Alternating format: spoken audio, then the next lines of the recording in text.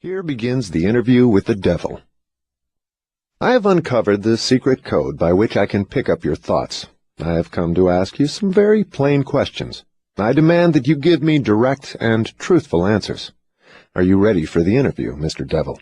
Yes, I am. But you must address me with more respect. During this interview, you will address me as Your Majesty.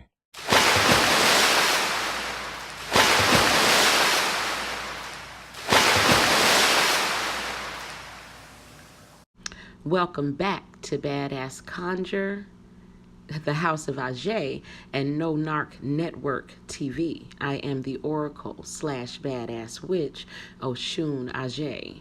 Okay, today we're going to begin our dissecting of the audiobook Outwitting the Devil by Napoleon Hill. Okay, I do believe that within the pages of this book, which I really do believe is an actual interview with the diabolical energy that we call the quote-unquote devil, and I do believe that within this book is contained the master key to the very locked box of understanding the diabolical narcissist. Even if you spoke to the most educated psychiatrist or psychologist, they have not really. There has not really been a cure or any even really effective treatment for, the condition of narcissistic personality disorder. Okay, and there are a lot of psychologists and psychiatrists who will not even deal with, someone who has been diagnosed as a narcissist. Okay, so because the overall belief is that a narcissist is beyond help, because the nature of the disorder itself is for them to reject anything that would, result in or be conducive to their growth. Okay, spiritually, emotionally, or whatever. So anyone who has been dealing with a narcissist will notice these three things above all. Okay, the absolute lack of empathy for other people, the absolute acute hypersensitivity to receiving any sort of criticism from anyone about themselves. Okay, and this is due to the fact that their entire identity is a false one, and so any introduction to truth to that is a major. It could be fatal to that false identity that they have come to believe that was real. Okay, and the third thing that you are going to notice that separates the narcissist from a normal person would be the delusional way in which they see themselves as superior to all other human beings. Okay, and so let us go into this interview and with the mindset of relating, because what I'm trying to prove to you guys with this and through this study is that my theory, which is that narcissism is not just a just a personality disorder, but it is in fact a spiritual affliction, and it is a level of demonic possession. Okay, so through this study of the outwitting the devil, in which there was a quote unquote interview with the devil, I want you to be, as we go along studying the responses from the devil to the interviewer, to be relating this to the mind of the narcissist, because it is in fact the same spirit that is inhabiting your narc. Okay, and so what I'm attempting to prove through this study is that narcissists are demonically possessed, and ultimately we are going to I am going to give you guys a formula for how to deal with these hosts of the enemy on the level in which you must deal with them, which is on a spiritual level. Okay, nothing has worked because the spirit has not been considered in any treatments of the past. Okay, so my goal here is to give you guys a spiritual anecdote for the condition of diabolical narcissism. Okay, before we go into it, I also want to mention, and it's very notable that you guys should really be questioning why this book was actually written in 1938. Okay, and no one would publish the book for 73 years. Okay, again, and think about back when, again, they did not want certain people to read because there were certain things that they did not want you to learn about. Okay, this was a book that was suppressed. Okay, this was information that was suppressed for 73 years before anyone would agree to publish this book. Okay, so keep in mind, there would be no reason to suppress this book or the information in this book if in fact there was not some very pertinent information in this book. Okay, so again, this is a book that was written in 1938 that was not released to the public until June of 2011. Okay, so let's go ahead and into the interview. During this interview, you will address me as Your Majesty, Your Majesty, Your Majesty. By what right do you demand such royal respect? You should know I control 98% of the people of your world. Do you not think that entitles me to rate as royalty? Now, he said 98%. So what I want y'all to do is to always remember, as we go forward, listen to this, that the devil is a liar. Okay, so a lot of the things that he says, of course, are going to be inflated, but not very much. Okay, I do believe that in this interview, in some sort of way, the interviewer, if it is in fact Napoleon Hill, I believe that they have learned how to completely take dominion over this demon. Okay, and I believe that he is forcing him to tell the truth. Okay, so when he says 98%, he could in fact be correct, because I remember, like I said, in my dream, it was most of the world. Okay, in my estimation, it had been 95%. So that is not that much off, but I also want you to understand that the devil is a liar. Again, I do believe that he is being forced in some sort of way to tell the truth. Okay, just to stop and give you a side note on that. Have you proof of your claim? Yes, plenty of it. Of what does your proof consist? Of many things. If you want answers, you will address me as Your Majesty.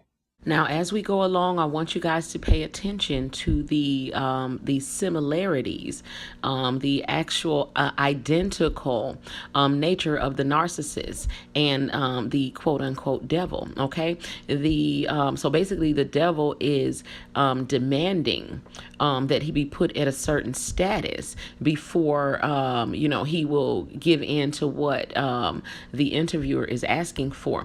This is a classic tactic that the narcissist will play. Okay, they will withhold something that you need or that you want in order to until you meet some sort of demand of theirs. Okay, so it starts out playing the games. Okay, the same mind games and the same power struggle and the same manipulation tactics. I want you to notice every step of the way going in, because again, the spirit of the devil and the spirit of the narcissist is identical. Okay? Some things you will understand, some you will not. In order that you may get my viewpoint, I shall describe myself and correct the false notions people have of me and my place of abode. That is a fine idea, Your Majesty. Start by telling me where you live, then describe your physical appearance. My physical appearance? Why, my dear Mr. Earthbound, I have no physical body. I would be handicapped by such an encumbrance as those in which you earthbound creatures live. I consist of negative energy, negative energy, negative energy. So as we go forward, you guys, I want you to pay attention to when something is being said, and when I loop it the way that I just did and I made him repeat what was being said, that is always going to be something that I need you to take note of, okay, and be very mindful of going forward in your walk, okay? Just a side note. And I live in the minds of people who fear me. He lives in the minds of the people who fear him, okay? Very powerful statement, loaded with a lot of lessons for you, okay? So whoever taught you that fear of the Lord is the beginning of wisdom was talking about their God, okay? Not about the God, the creator God who created you from love, okay? And who, you know, does not mind you asking questions because he is the answer to every one of them, okay? So the true and living God does not require fear. But I want you to listen to this devil tell you that he lives in the minds of the people who fear him, okay? So you know, if someone can put an image in your mind and you believe that image to be true, then this will be the form that the quote-unquote devil, who has already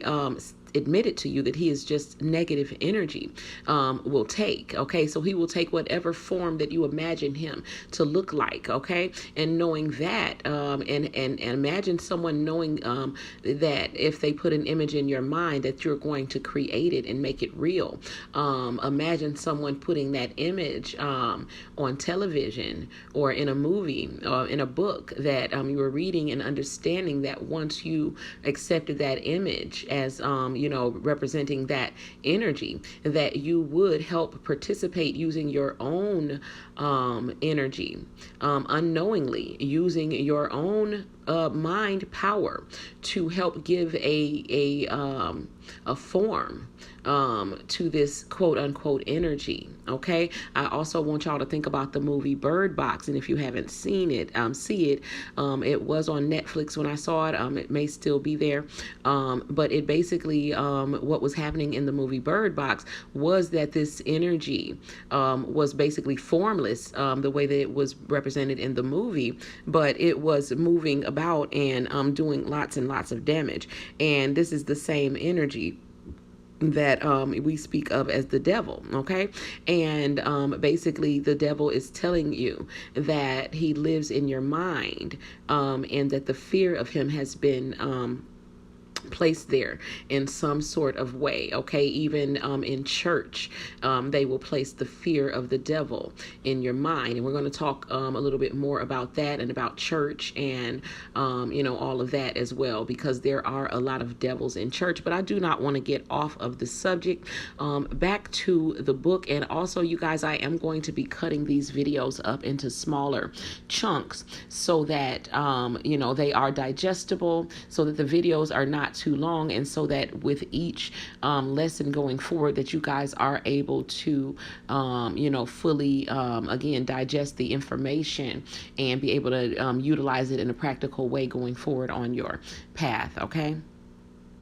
I also occupy 1/2 of every atom of physical matter and every unit of mental and physical energy. Perhaps you will better understand my nature if I tell you I am the negative portion of the atom.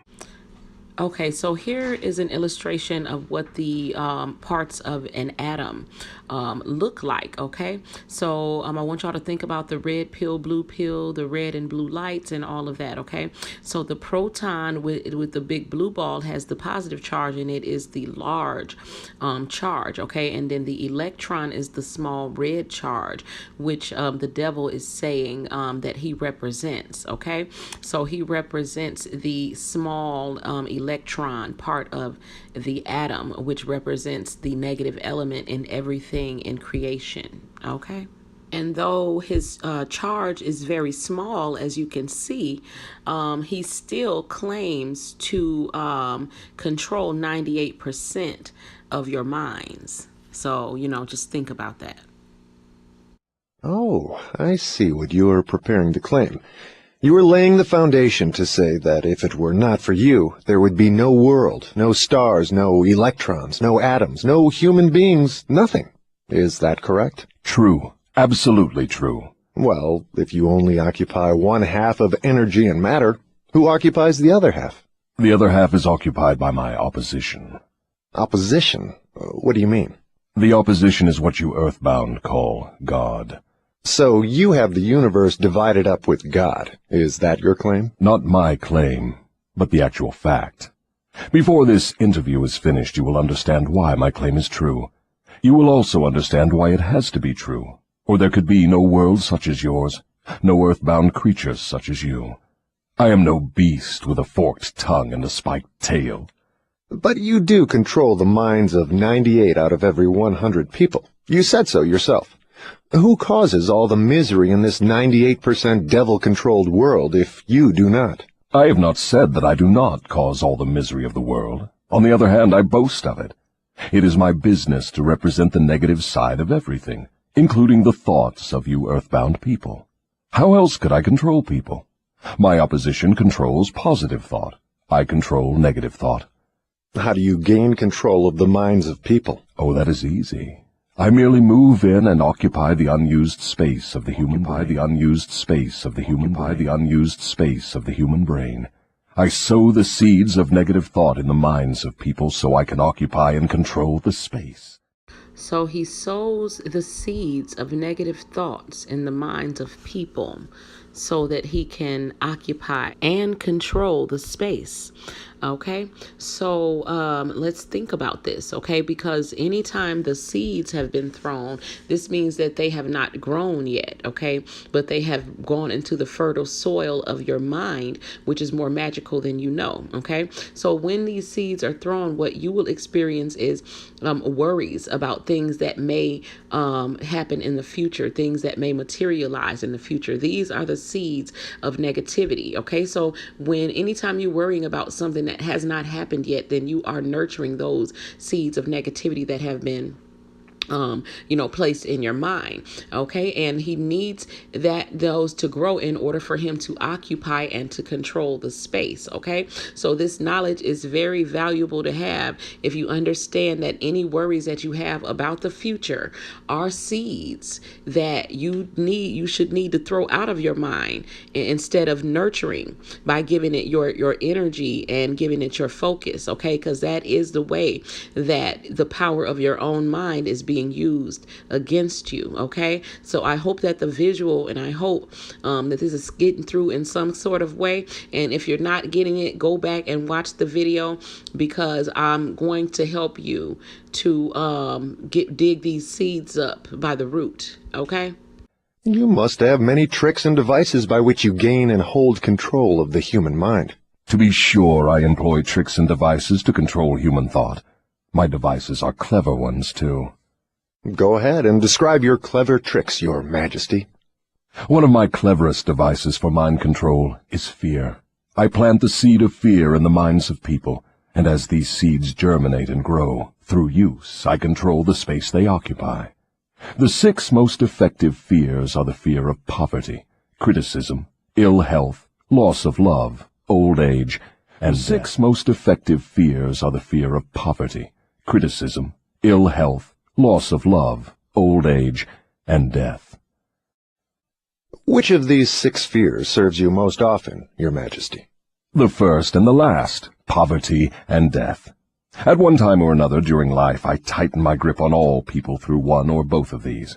I plant these fears in the minds of people so deftly that they believe them to be their own creation. I accomplish this end by making people believe I am standing just beyond the entrance gate of the next life, waiting to claim them after death for eternal punishment. Of course, I cannot punish anyone, except in that person's own mind, through some form of fear. But fear of the thing which does not exist is just as useful to me as fear of that which does exist. But fear of the thing which does not exist is just as useful to me as fear of that which does exist. So your fear of the thing that does not exist is just as useful to the devil as your fear of the thing that does exist.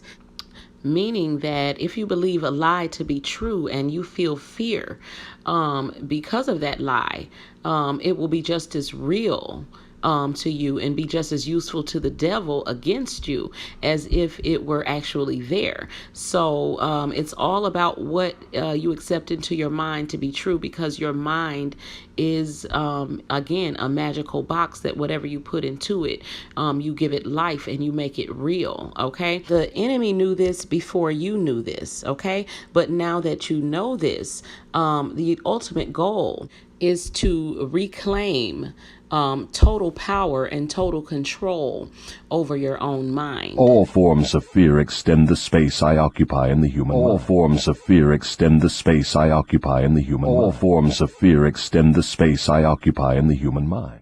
So I hope y'all understand now why the Creator God instructed you to fear not, because fear is not of God. Fear is a tool used by the enemy to capture and control the minds of those who fear him. Okay? Hence the acronym false evidence appearing real. Okay, this is exactly what the quote unquote devil uses to trap you into believing something that's not true, into fearing something that's not true, thereby giving it your power and breathing life into it. Okay, so we're going to leave, I'm going to leave you guys with this this lesson to ponder on. I may come back and do another lesson tonight. Y'all let me know if y'all want more tonight, or should I wait until tomorrow for the next lesson? But there's a lot to think about in this video. Okay, so the parts where I looped it and certain things were repeated, I would say go over those, take notes, and do some deep pondering on those points that were made. Okay, and we are just getting started. So welcome to all of the new subs, to the new people who are going to be joining the No Narc Network. And I do want you guys to know that going forward, as we get more advanced in these lessons on dissecting the devil, a lot of some of the classes are going to be posted only in the No Narc Network, okay, in the private group, for obvious reasons. And so, but for now, enjoy. We will be going forward, just dissecting the book piece by piece.